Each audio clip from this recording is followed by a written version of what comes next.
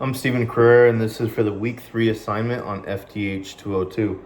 I'm going to go over the cycle of operations with the Taurus revolver, and I'm going to show you what type of malfunctions will happen if there's problems with the hand, your sear, your cylinder stop, and your hammer strut.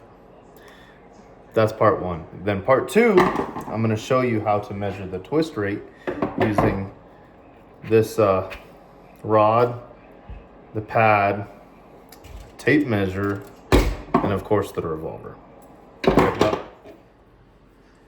Alright, so on the first malfunction I'm going to talk about is we're going to talk about the hand, which is this guy right here, okay? The hand is a small lever that protrudes from the frame, right here. You can see it sticking out right there. Engages the ratchet on the cylinder, which is this guy here. It engages this ratchet to help rotate the cylinder up and around.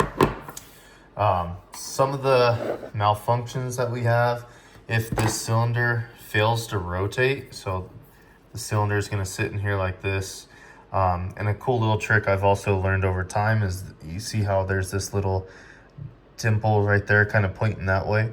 That's going to point to the direction in which the cylinder will actually rotate. Okay, so now if it fails to rotate by either the hand being broken or worn out, or even the ratchet system worn out in here, it may not engage properly, and it can give you the failure to feed, or the failure to line up in the chamber, to where the chamber won't line up perfectly with the barrel here. It could result in the hammer failing on an already fired chamber or an empty chamber, causing a failure to fire. It could also give you timing issues. So it makes it to where these don't align properly, like I was saying, and it could give you like a misfire, or it could even cause the round to fire and hit the side here. The next malfunction I'm going to talk about is the sear. So right in here. Okay, so the sear is what actually holds the firearm in a single action or double action. And then when the trigger is pulled, the sear disengages, allowing the hammer to fall and then strike the transfer bar going into the firing pin, hitting the primer. So with this malfunctioning, you're going to have some problems of like failure to fire. If the sear fails to engage the hammer properly, it may result in the hammer not staying cocked, right? So if this comes back right in here, if this wasn't holding in place, this hammer wouldn't be staying back like it is now. With that being said, if this is worn out bad, this can actually disengage prematurely and cause unintended discharge if the trigger is even lightly pressed due to a mechanical failure. The next component I'm going to talk about is actually the cylinder lock. So if you see this guy right here, it protrudes up, and then right in there, this guy actually aligns and locks the cylinder here. Okay, this could cause cylinder misalignment, a lot like how we were talking about earlier with the hand. If the hand was off and the ratcheting system isn't properly aligning, it not stopping on time could also cause a malfunction. Okay, so this could also give you the same misalignment.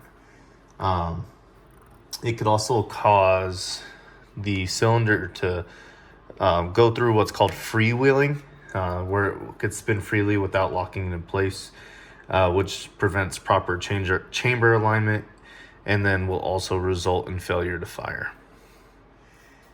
The last component I'm going to talk about is actually the hammer strut. It's the component that transfers the force from the mainspring into the hammer. Okay, when the trigger is then pulled, let me go to show you. So when the trigger is pulled, it drives the hammer forward, which strikes the transfer bar, which is here, into the firing pin, which is there, would cause So like if that fails, that would cause you a failure to fire. So obviously if the hammer is not gonna be allowed to move freely upward, it's not gonna allow you to fire that round. The other thing it could be happening is like weak hammer strikes. It may not be able to transfer enough force to the hammer, which could lead to like obviously the weak strikes on the primer that may or may not allow it to detonate the round to send it downrange. All right, so I'm gonna show you how I measure twist rate. As you can see, the cylinder is removed. There's no ammo present in the firearm. So I have the jag on the end of this rod here, and with this little flag and the cleaning swatch. I don't have a vise at home, so what you have to do is from here, you're gonna insert the cleaning rod in there where it hits the grooves, and then I'm gonna push it forward slowly until, so right about there is 1/8 of a turn. Okay, so at the 1/8 of a turn, and I can see this cleaning rod actually is right to the end of that barrel. So our measurement is inches times denominator. So inches, we have the 2-inch barrel.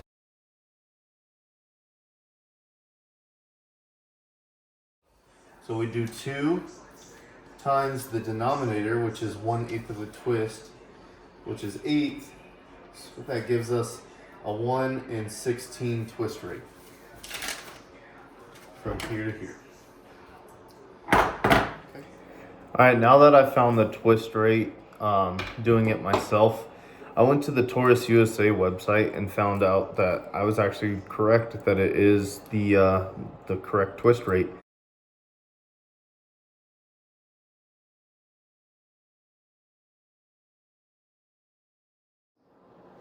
Now, knowing a revolver's twist rate for an average gunsmith is important for a couple different reasons, right?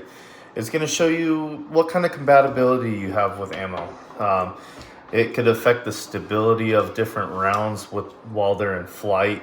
You can also know better customization or modification for the firearm, trying to find out what twist rate works the best for you.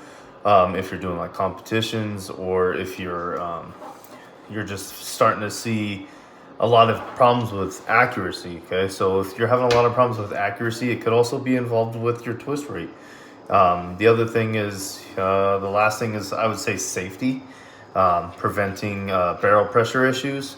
If there's too much of a twist rate, maybe your round isn't able to spin as quickly as the twist rate, or if there's not enough twist rate, that round doesn't spin enough by the time it ends out of the barrel. Okay, so all the information I've given you here is available on FTH 202 for the week 3 lecture, or on the Taurus USA website, which I put the URL in the previous screen capture from their website. So thank you.